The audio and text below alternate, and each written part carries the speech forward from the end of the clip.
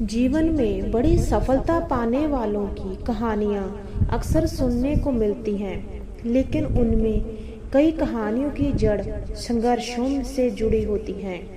ये कहानियाँ एक सरल किसान की, जिसका नाम है धीरज। धीरज का जीवन संघर्षों से भरा था, लेकिन उसने हार नहीं मानी। उसकी कहानी हमें सिखाती है कि संघर्ष ही जीवन का असली मंत्र है। धीरज का जन्म एक छोटे से गांव में हुआ था। उस गांव की मिट्टी उपजाऊ थी, लेकिन वर्षों तक पैदावार अच्छी ना होने के कारण किसानों की स्थिति ज्यादा उखड़ी उखड़ी थी। धीरज के पिता शिव नारायण और मां कामिनी एक जमींदार के छोटे हिस्से की जमीन लेकर खेती करते थे। धीरज का परिवार ज्यादा संपत्ति वाला नहीं था। उसके 2 बड़े भाई और एक छोटी बहन थी। घर खाना जुटाना भी मुश्किल था। धीरज बचपन से ही देखता आया है कि खेत में काम करना, बारिश ना आना, फसल खराब हो जाना, ये रोजमर्रा की चुनौतियां हैं। लेकिन धीरज ने मन में एक बड़ी आकांक्षा थी कि वह अपने परिवार को गरीबी की जंजीरों से आज़ाद करे। उसने पढ़ाई जारी रखी, लेकिन कभी कभी पैसे की कमी के कारण किताबें, स्कूल फीस आदि मुश्किल हो जाती। कभी कभी गांव के साँझ सवेरे धीरज खेतों में काम करता, माता पिता के संग, ताकि थोड़ा सा सहारा हो सके। रात को वो मिट्टी की खुशबू, हल्की खुरचन और बीजों की उम्मीदों से सोता। जब धीरज जवानी की ओर बढ़ा, उसने सोचा कि खेती ही उसका जीवन बनेगी। लेकिन उसके पास जमीन कम थी और वह ब्याज के कर्ज में दबा हुआ था। खेती की लागत, बीज, खाद, पानी, कीटनाशक सब महंगे थे। पहला साल जब उसने गेहूं बोया तो बारिश कम हुई और बारिश फिर अचानक में बाढ़ में आई। फसल आधी नष्ट हो गई। उसने बहुत मेहनत की, लेकिन मुनाफा बहुत कम हुआ।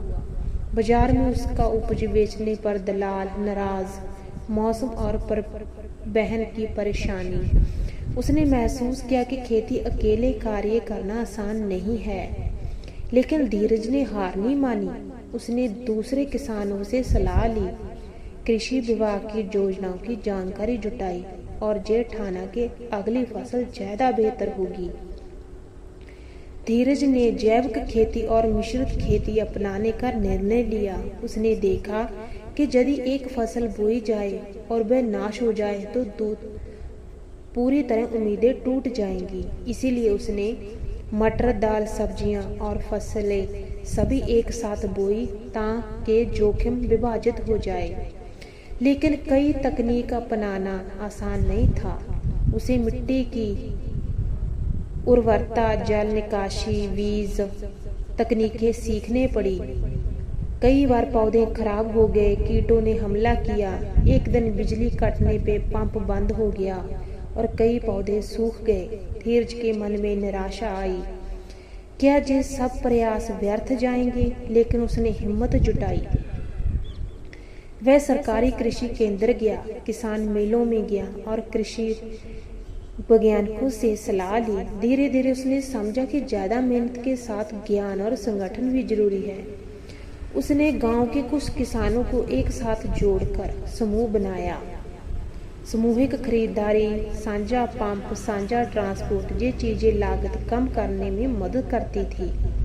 धीरे धीरे थोड़ा बेहतर हुआ, मुनाफा कम लेकर भरोसा बढ़ा। एक वर्ष जब फसल अच्छी लगने लगी, बाजार की मजबूरी ने धीरज को जकड़ लिया। दलालों ने फसल खरीदने का कम दाम दिया, ट्रांसपोर्ट के खर्च बढ़ गए, उधार कर्ज का ब्याज बढ़ता गया। यदि धीरज ब्याज नहीं चुकाता तो उसकी जमीन जब्त होने का खतरा था।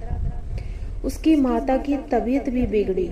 एक रात धीरज सोते समय जाग उठा, माथे पर पसीना, मन में क्या है, हार मान लूं? लेकिन उसने खुद से कहा, नहीं, यदि आज हार मान लूंगा तो कल क्या कहूंगा बच्चों को। उसने साहस से निर्णय लिया कि वह अपनी फसल को सीधे नज़दीकी मंडी तक ले जाएगा, दाम तय करेगा और संभव हो तो बीच वालों को काटकर लाभ करेगा। ये निर्णय आसान नहीं था। ट्रक किराए पे लिया, पहिए टूटना, सड़क खराब होना, ये सब बाधाएं पार करना था, लेकिन धीरज ने साहस दिखाया। धीरज की मेहनत रंग लाई। उसने फसल उस मंडी में पहुंची जहां किसानों और खरीदारों ने खुले दाम तय किए। उसने मंडी और ट्रांसपोर्ट कटौती के बाद अच्छी आमदनी पाई। उसने कर्ज चुकाया, घर की मरम्मत करवाई, बच्चों की पढ़ाई के लिए खर्च निकाले। गांव में उसका नाम प्रसिद्ध हुआ। लेकिन धीरज ने घमंड ना किया। उसने अपने साथियों को प्रेरित किया, नए किसानों को सलाह दी और ये कहता, जब तक संघर्ष है तब तक जीवन है। धीरज की कहानी ये बताती है कि सफलता आसान नहीं होती। संघर्ष उस धारा का पानी है जिसमें हम तैरना सीखते हैं। हार ना मानो, चुनौतियां आएंगी, लेकिन लड़ने की हिम्मत रखो। ज्ञान और नई तकनीकें अपनाओ। सिर्फ मेहनत ही नहीं, स्मार्ट काम करना भी जरूरी है। अकेले चलने से थकावट होती है, मिलकर काम करने पर शक्ति बढ़ती है। सफलता केवल अपने लिए नहीं, दूसरों को ले जाने का भी अवसर हो। अगर आपको ये कहानी अच्छी लगी तो इस कहानी को लाइक और शेयर जरूर कीजिए।